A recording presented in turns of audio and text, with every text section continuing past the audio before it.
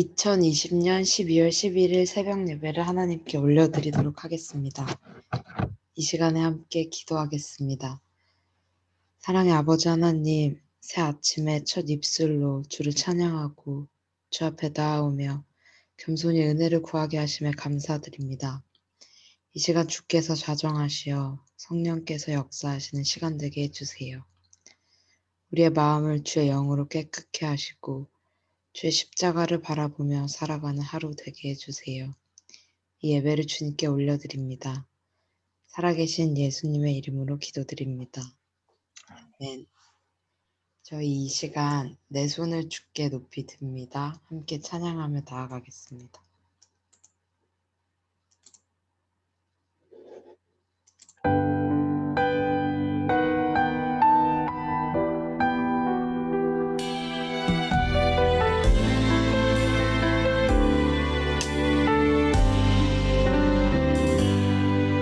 내 손을 주께 높이 듭니다. 내 찬양 받으신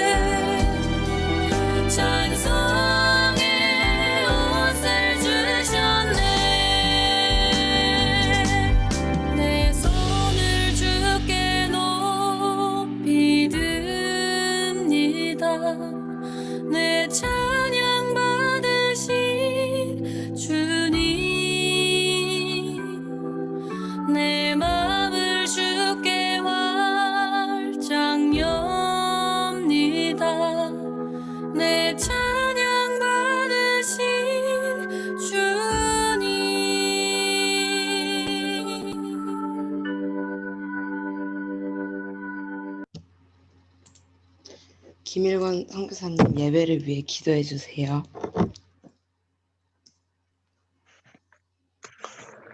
하나님, 저희가 이렇게 예배드리게 하심을 감사드립니다. 오늘 말씀을 듣고 볼 때 주님께서 저에게 말씀하여 주시고 또 요한쌤의 말씀을 통하여 저희 심령이 살아나는 이 시간이 될 수 있게 하여 주시옵소서. 감사합니다. 예수님의 이름으로 기도드렸습니다. 아멘.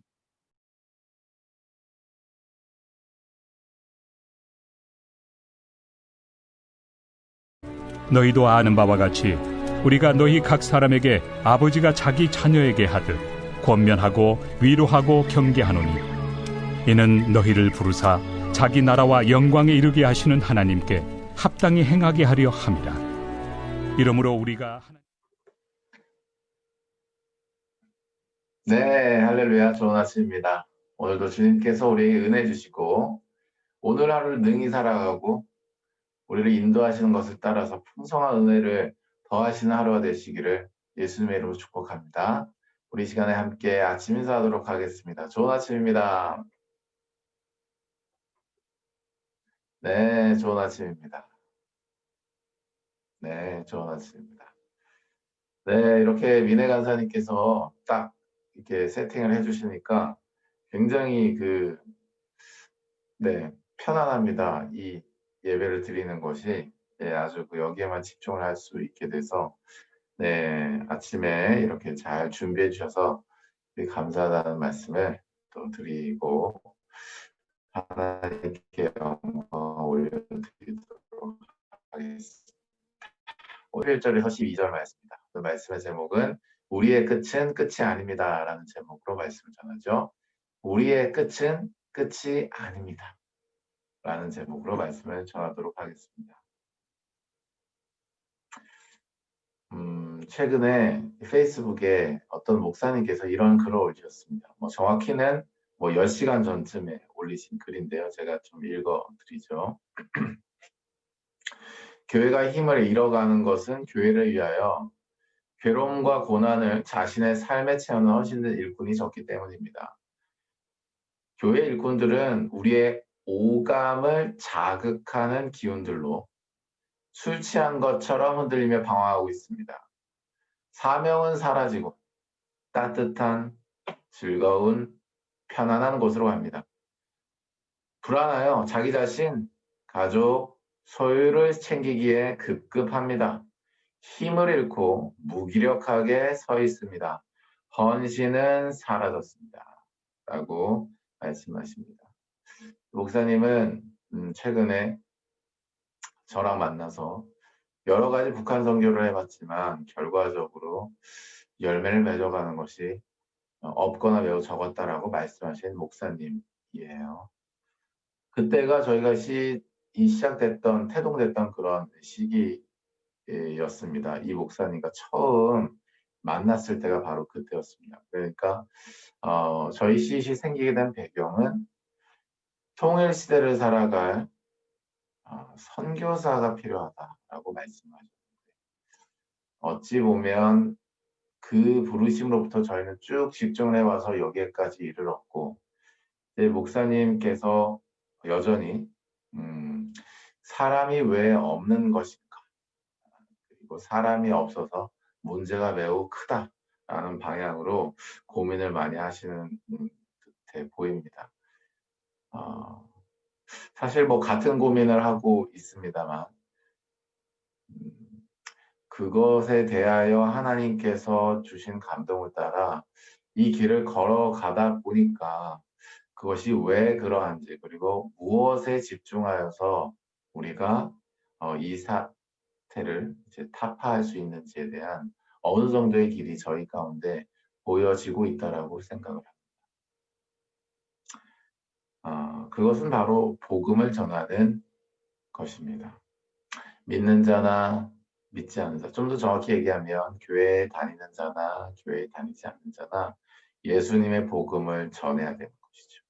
예수님의 복음이 전해지고 제대로 전해지면 우리가 지금 얘기하는 이러한 문제 제기들이 사라지게 될 것입니다. 우리의 삶에 그리스도의 고난을 더 채우는 방향으로 하늘 소망 바라보며 이 땅을 살아가게 되겠죠. 그런데 저희의 고민은 그런 것이죠. 아마 복음을 어떻게 전해야 되는지에 대해서 모르는 사람은 없을 것입니다.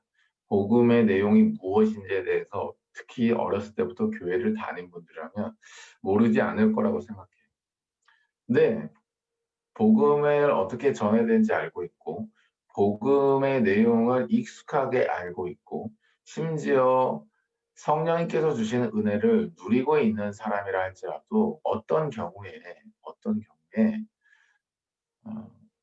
복음을 전해본 적이 없는 사람이 굉장히 많다는 것을 제가 누차 말씀을 드린 적이 있습니다. 그 말은 다시 뺑뺑 도는 얘기 같지만 복음을 어떻게 전하는지 모르기 때문이에요. 사랑하는 여러분, 오늘 말씀을 통해서 복음을 어떻게 전하면 되는지에 대한 명백한 하나님의 방향이 우리의 삶의 방향이 되시기를 예수님으로 축복합니다. 아멘. 복음을 어떻게 전해야 되는지에 대한 방향이 있어요. 그 복음을 어떻게 전하는지에 대한 방향이 우리의 삶과 섞여서 우리의 삶의 방향이 되시기를 예수님으로 축복합니다. 아멘. 오늘 사도 바울은요, 복음을 어떻게 전하는가에 대해서 우리에게 중요한 메시지를 주고 있습니다. 그것은 한마디로 좀 바꿔서 질문하면 이러한 질문과 같다라고 합니다. 복음을 어떻게 전합니까? 라는 이 질문은 마치 이 질문을 어떻게 기를까? 복음을 어떻게 전합니까? 라는 질문은 뭐와 같다고요? 자녀는 어떻게 기릅니까? 라는 질문과 같다라고 하는 거죠. 지금 자녀가 있으신 분에게 여쭤보겠습니다. 자녀를 어떻게 기릅니까? 대답해 주실 수 있어요? 자녀를 어떻게 기르요? 이런 질문과 같다라는 거예요. 복음을 어떻게 전합니까? 만약 복음을 어떻게 전합니까? 라고 우리가 질문을 들었을 때 방법론적인 것이 떠오른다. 그거는 껍데기만 알고 있는 거예요. 복음을 어떻게 전하는가라고 물었을 때 방법론적인 것만 떠오르면 껍데기만 알고 있다라고 하는 거예요. 자녀를 어떻게 기릅니까? 라고 물어봤을 때 그 사람의 대답이 마찬가지로 방법론적인 거라고 한다면 껍데기만 알고 있는 거예요. 사실은 잘 모른다라고 하는 거죠. 뭐 예를 들면 자녀를 어떻게 기릅니까? 뭐 그거는 뭐 얘기할 수 있는 것도 아니고 자녀를 어떻게 기릅니까? 라고 했을 때 좋은 유치원을 알아보겠습니다. 좋은 선생님들이 있는 사립초등학교를 보내겠습니다. 아니면 교육열이 높은 지역으로 이사가서 중고등학교를 나와야겠습니다. 좋은 대학에 간 이후로는 뭐 4년 동안만 서포트를 하고 그 이후에는 독립적인 생활을 하게 하겠습니다. 뭐 이런 식의 대답을 한 것 같다라고 하는 거예요. 그게 진짜 자녀를 잘 기르는 글쎄 그겁니까? 자녀를 어떻게 하면 잘 기를 수 있습니까? 라는 질문에 대해서 그렇게 대답하는 게 뭔가 좀 부족하다고 우리가 느끼는 것이죠. 마찬가지로 복음을 어떻게 전하는가? 사도 바울은 이렇게 이야기를 하고 있는 거죠. 복음을 어떻게 전하냐면 바로 뭐예요? 오늘 본문 말씀 11절 말씀에 아버지가 자기 자녀를 하듯 아멘. 아버지가 자기 자녀에게 하듯 권면하고 위로하고 경계하라. 아멘. 복음을 어떻게 전해야 됩니까? 아버지가 자녀에게 하듯 전해야 됩니다. 라는 말이 정답이에요. 사랑하는 여러분, 복음을 어떻게 전해야 됩니까? 아버지가 아들에게, 부모님이 자녀에게 뭐예요? 권면하고 위로하고 경계하면서 기르듯이 전하면 되는 거예요.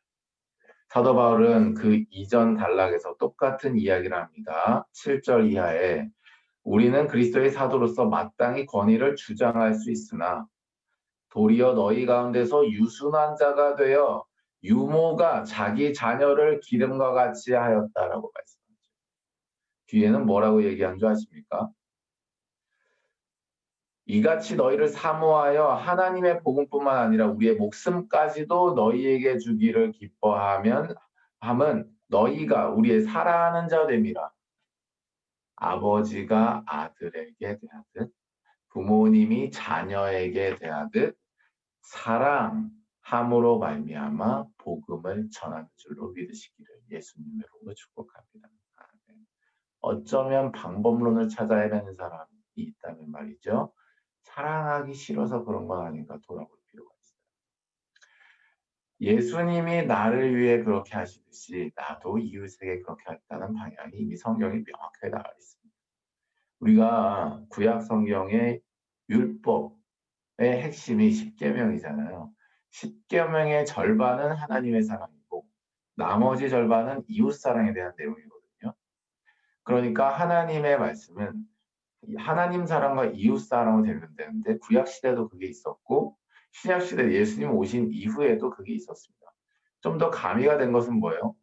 하나님께서 직접 성육신하셔서 하나님을 사랑하고 이웃을 사랑하는 것에 대한 실제 실천을 몸소 우리에게 모델로 보여주셨다라고 하는 거죠. 완벽한 교보제가 되셨다라고 하는 거예요. 그 예수님께서 우리에게 행하신 것도 바로 무엇입니까? 바로 뭐예요?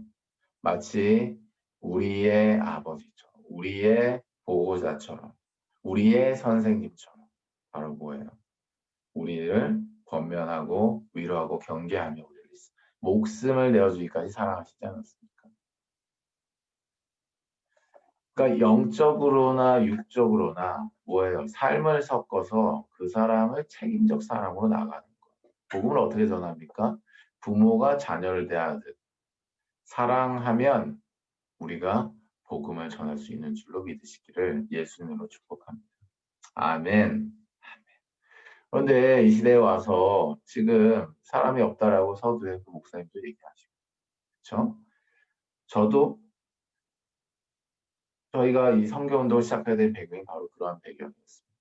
비단 북한뿐이겠습니까? 중국, 아시아, 아마 중동, 열방, 선교에 대한 영역은 아마 훨씬 더 그 수요가 이제 커져 있을 텐데 그만한 사람이 없다라고 하는 것은 아마 현장에 계신 선교사님이나 선교에 정말 관심이 있는 하나님 나라에 관심 있는 사람들이라면 그러한 인식을 가질 수 있을 거라고 생각합니다. 사람이 없다 이거는 그 사람은 복음을 전할 수 있는 사람. 부모가 자녀에 대하듯 바로 뭐예요? 뭐예요? 권면하고 위로하며 경계할 만큼의 삶을 섞어서 책임으로 살아갈 사람이 많이 없다. 왜 이런 일이 자꾸 일어나느냐? 그리고 우리의 삶 가운데 왜 복음을 전하지 못하는 일이 자꾸 일어나느냐? 전하고 싶은데 왜 그러냐면 우리는 끝내버리기 때문이에요. 무슨 얘기냐면 복음을요 말하고 끝내버립니다. 복음을요 시도하고 끝내버려요. 끝내버리기 때문이에요. 끝내버리기 때문에 전하지 못하는 거예요. 복음을 말로만 끝내버리기 때문에 복음이 전해지지 않는 거고요. 복음을 삶을 섞어서 시도하지만 그 시도를 끝내버리기 때문에 복음이 전해지지 않는다. 그래서 사람이 없는 거예요.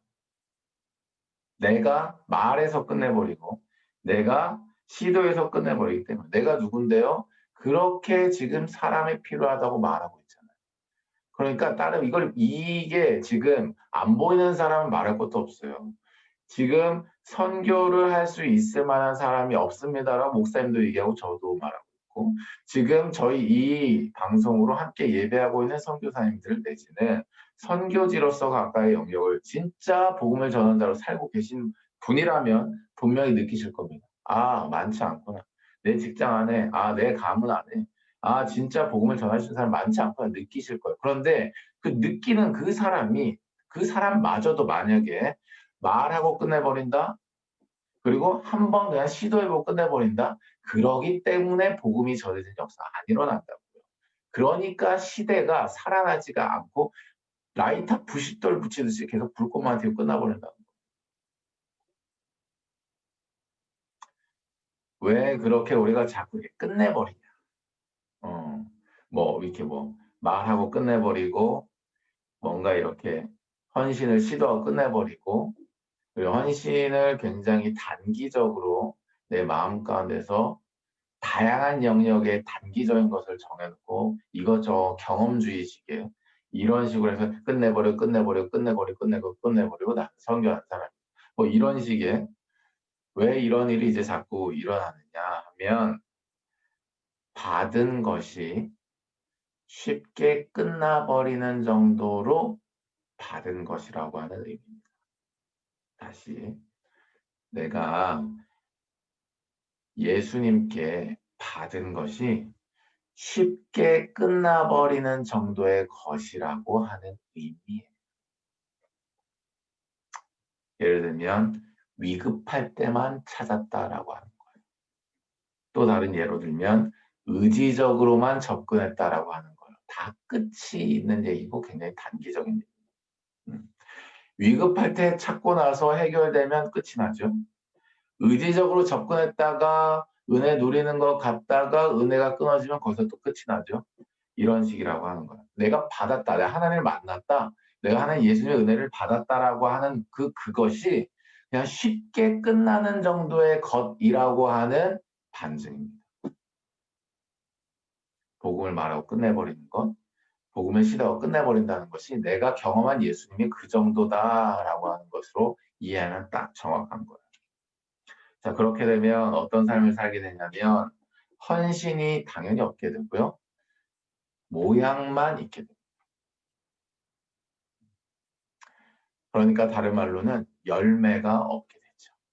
열매가 없게 된다는 얘기는 로마서 22장에 말씀하고 있는 것처럼 바로 뭐예요?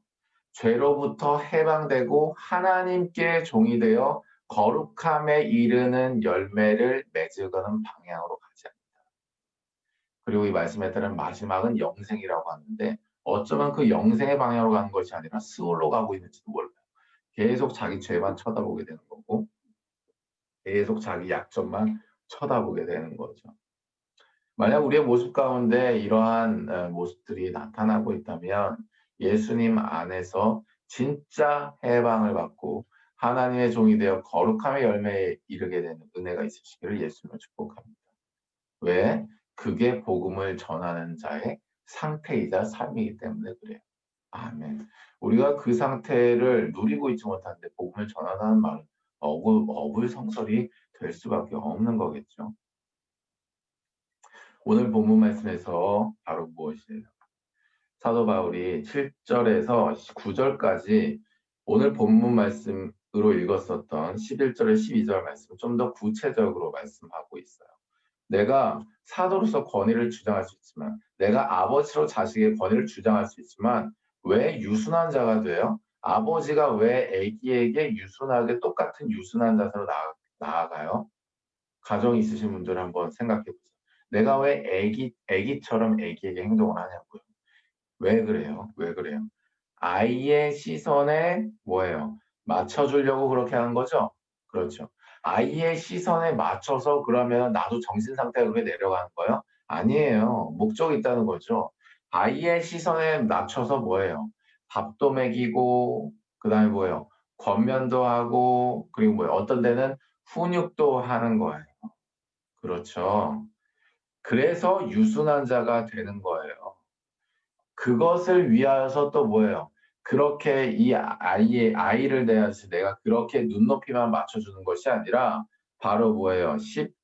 9절 말씀에 밤낮으로 일하면서 너에게 하나님의 복음을 전했다. 그러니까 가정의 예를 들면서 내가 부모처럼 너희에게 권위를 내세우지 않고 유순하게 바로 뭐예요?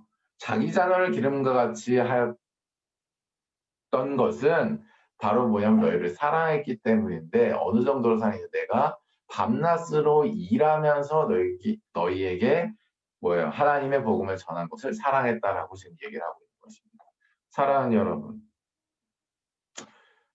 복음을 전한다라고 하는 것을 아이를 기르는 거하고 지금 비교해서 설명을 해주고 있는 거예요. 아이를 기르는 게 끝이 있습니까? 끝이 없죠. 마찬가지인 거예요. 복음을 전한다라고 하는 게 끝이 있을까요? 끝이 없는 것입니다. 사랑하는 여러분. 근데 아이를 기르는 거는 끝이 없다는 사실이 오히려 행복인데 복음을 전하는 게 끝이 없다는 사실은 숨이 턱 막히나요? 잘 돌아보셔야 되는 거예요. 내가 하나님을 아버지로 여기고 있고 그 아버지께서 성육신하셔서 예수님이 나를 죽기까지 살았다는 사실을 내가 죽기까지 살았다는 그 사실을 진짜 죽기까지의 사랑하셨다는 그 크기와 강도와 깊이만큼 받고 있는가. 내 위급할 때만 찾는 정도의 사랑으로 내가 의지적으로 접근해서 됐을 때는 감사하고 그게 안 됐을 때는 그냥 포기해버리는 이런 식의 은혜를 누리면서 완전한 예수님의 은혜를 누리고 있다고 착각하고 있지는 않나. 우리의 삶에서 만약에 복음을 말하고 끝내는 정도로 하고 복음을 시도하고 그냥 끝내는 정도로 하는 복음을 전하는 삶이 만약에 유지되고 있다면 나타나고 있다면 이런 부분들을 우리가 점검해 봐야 된다. 사도 바울은요. 복음을 전한다에 진짜 끝이 있다라고 하는 것을 오늘 말씀에서 얘기하고 있습니다. 그것은 바로 뭐예요? 11절, 12절 그냥 다 같이 그냥 읽어보면 좋을 것 같아요. 제가 일단은 방송상에서 제가 읽을 테니까 바이블 타임 상에서 여러분 같이 읽어주세요. 시작. 너희도 다시. 너희도 아는 바와 같이 우리가 너희 각 사람에게 아버지가 자녀에게 하듯 권면하고 위로하고 경계하노니 이는 너희를 부르사 자기 나라와 영광에 이르게 하시는 하나님께 합당히 행하게 하려 함이라. 아멘. 합당히 행하게 하려 함이라. 아멘. 내가 너희에게 분부한 모든 것을 가르쳐 지키게 하라. 아멘. 사랑하는 여러분, 복음을 전하는 데 있어서 진짜 끝이 있다는 거예요. 그것을 설명해 주고 있습니다. 이는 왜 그렇게 유순하게 하고 부모와 자녀처럼 끝까지 책임의 사랑으로 했느냐? 이는 바로 뭐예요? 너희를 부르사 어디서? 하나님 보좌 우편에서 너희를 부르사 자기 나라와 영광에 이르게 하시는 하나님께 합당하게 하려고, 즉 영생을 향하여 걸어가는 우리의 인생길에 있어서 하나님 앞에 합당하게 행하게 하려고, 거룩에 이르는 방향으로 나아가게 하려고, 아멘. 열매 있는 삶의 방향으로 나아가게 하려고, 성전으로 지어짐의 방향으로 나아가게 하려고, 아멘. 하나님 나라에 이르기까지 합당하게 행하게 하려고 부모와 자식처럼 복음으로만이 아니라 몸으로도 삶을 섞어 사랑해 주어 다시 한번 얘기하지만 하나님의 이르기까지 합당하게 행하게 하려 하는 것입니다. 아멘. 이것이 진짜 복음을 전한다의 끝이 되는 내용이 되는 거예요. 아멘. 사랑하는 여러분, 말씀을 정리하겠습니다. 여러분이 가정이 있든 없든 오늘 말씀을 정말 하나님의 말씀으로 받아들이시길 예수님을 축복해요. 부모가 자녀를 기르듯이 유순하게 그들을 대하고 훈육하고 사랑하는 은혜가 있으시기를 예수님의 이름으로 축복합니다. 아멘.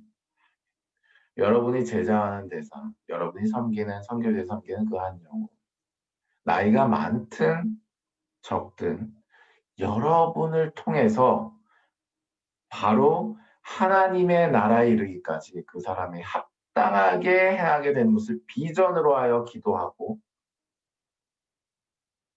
여러분의 삶을 섞어서 부모님처럼 뭐예요? 오늘 본 말씀도 권면하고 위로하고 경계 주시기를 예수님의 이름으로 축복합니다.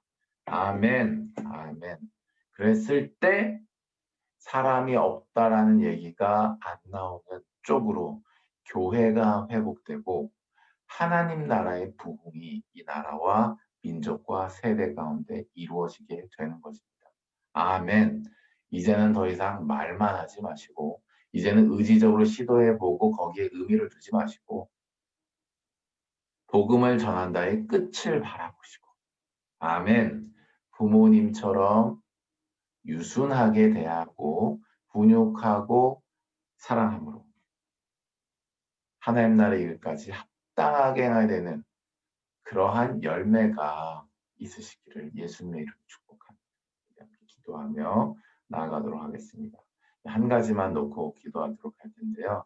하나님, 복음을 전하는 삶에 있어서 쉽게 끝내버리는 우리의 습관을 제거하기를 원합니다.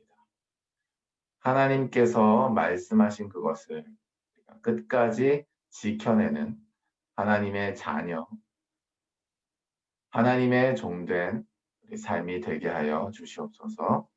하나님의 나라에 이르기까지 합당하게 행하게 될 수 있도록 부모가 자녀를 기르듯 권면하고 위로하고 경계하고 훈육하는 우리의 집중이 있게 하여 주시옵소서.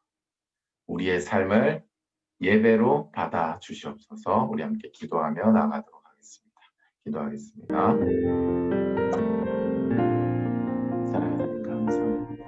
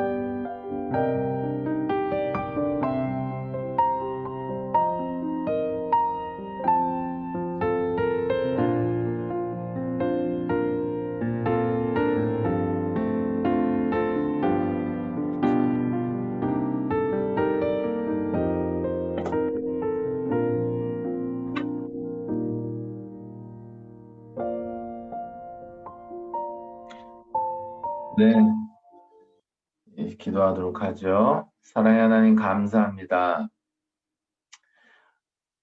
이래야 된다, 저래야 된다, 복음은 이렇게 전해야 된다, 저렇게 돼야 된다. 여러 가지 구호로서 우리가 복음을 전하는 것이 아니라 우리의 삶을 섞어서 영적으로 뿐만 아니라 우리의 삶을 섞어서 하나님 그들을 위로하고 권면하고 훈육하고 사랑함으로써 하나님 나라에 이르기까지 그들이 합당하게 행하는 열매를 보게 하여 주시옵소서. 그것을 비전으로 꽂아두고 그것을 위해 기도하며 오늘 하루도 주께서 주신 감동을 실천하는 우리 모든 선교사님들이 되게 하여 주시옵소서. 주님께 감사드리며 예수님의 이름으로 기도드렸습니다. 아멘. 네, 우리 기도의 시간으로 나아가도록 하겠습니다. 혹시 기도 제목이 있으신 분들은 나눠주시면 감사하겠습니다. 있으신가요?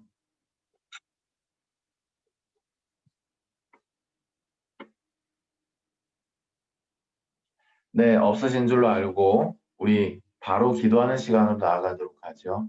기도하실 때 성령님께서 주시는 감동을 붙잡고 기도하시고요. 그것을 할 수 있도록 성령님 도와달라고 충만하게 채워질 때까지 기도하시기를 바랍니다. 오늘 하루도 힘내시고요. 여러분 한 분 한 분을 위해 기도하겠습니다. 감사합니다. 화이팅!